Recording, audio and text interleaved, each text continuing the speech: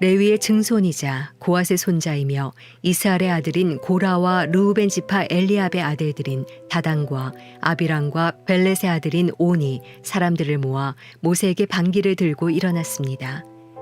이스라엘 자손 가운데 250명이 그들과 함께 했는데 이들은 총회에서 새 우물 입은 회중의 지도자들로서 유명한 사람들이었습니다. 그들은 모여 모세와 아론을 대항해서 말했습니다. 당신들은 너무 지나치다. 회중은 하나같이 거룩하고 여호와께서 그들과 함께 하신다. 그런데 왜 당신들이 여호와의 총회 위에 스스로를 높이느냐? 모세가 이 말을 듣고 얼굴을 땅에 대고 엎드렸습니다. 그러고 나서 그가 고라와 그의 모든 무리에게 말했습니다.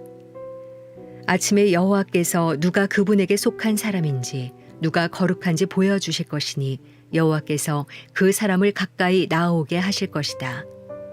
여호와께서 선택하신 사람만 그분 가까이 나오게 하실 것이다. 너 고라와 내 모든 무리가 할 일은 향로들을 가져다가 내일 여호와 앞에서 향로에 불과 향을 넣는 것이다. 여호와께서 선택하시는 그 사람이 거룩한 사람이다. 지나친 것은 너희 레위 사람들이다. 모세가 또 고라에게 말했습니다. 너희 레위 사람들아, 잘 들어라. 이스라엘의 하나님께서 너희를 다른 이스라엘 회중으로부터 따로 세워 그분 가까이 오게 하셨다. 그리고 너희를 여호와의 성막에서 일하게 하시고 회중 앞에 서서 그들을 위해 섬기게 하신 것으로 충분하지 않느냐. 그분이 너와 내 형제들인 레위 자손들을 그분께 가까이 오게 하셨는데 너희가 제사장 직분마저 차지하려고 하는구나. 너와 너희 무리가 연합한 것은 여호와를 대적하는 것이다. 아론이 누구라고 감히 너희가 불평을 하느냐. 그러고 나서 모세가 엘리압의 아들들인 다단과 아비람을 불렀습니다. 그러나 그들이 말했습니다. 우리는 가지 않겠다. 당신이 이 광야에서 죽이려고 우리를 적과 꿀이 흐르는 땅에서 데리고 나온 것으로 충분하지 않느냐. 이제는 기어이 우리를 지배하려고까지 하느냐. 더구나 당신은 적과 꿀이 흐르는 땅에 우리를 들어가게 해주지도 않았고 우리에게 밭과 포도원을 유산으로 주지도 못했다. 당신이 이 사람들의 눈을 파내려고 하느냐. 우리는 결코 가지 않겠다. 모세는 몹시 화가 나서 여호와께 말했습니다. 그들의 제사를 받지 마십시오. 저는 그들에게서 나귀 하나 받은 것이 없고 그들 가운데 어느 누구에게도 잘못한 것이 없습니다.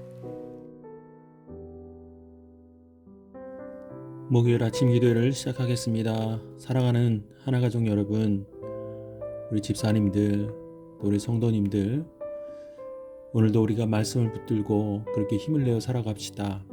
우리가 이 땅에서 하나님이 기뻐하시는 삶을 살기 위해서는 그 말씀밖에 없습니다.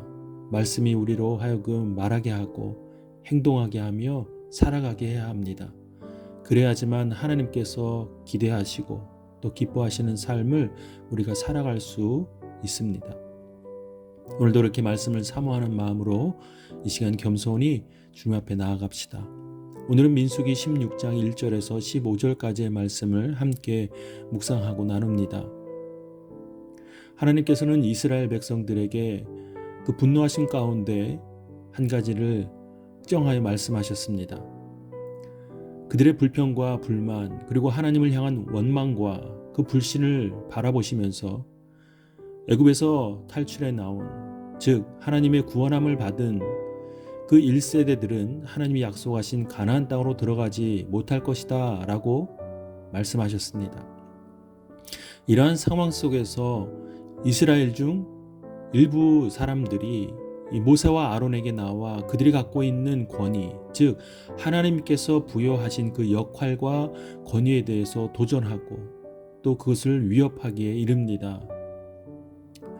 우리도 살다 보면 우리도 사극이나 또 많은 어떤 전통적인 역사들을 보게 되면 한 영역에서 권력이나 그 힘을 갖게 되면 그것에 대적하는, 그것에 대항하는 세력이 나타나기 마련입니다.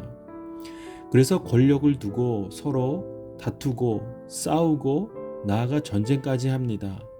그저 사람 목숨을 빼앗는 것은 너무나도 쉬운 일이 됩니다.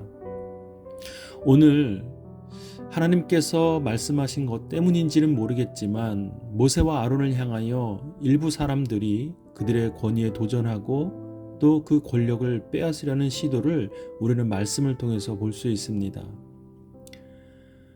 이러한 상황 속에서 모세와 아론은 하나님께서 그들에게 주신 그 권위에 대해서 판가름해보자, 확정해보자 라고 제시합니다.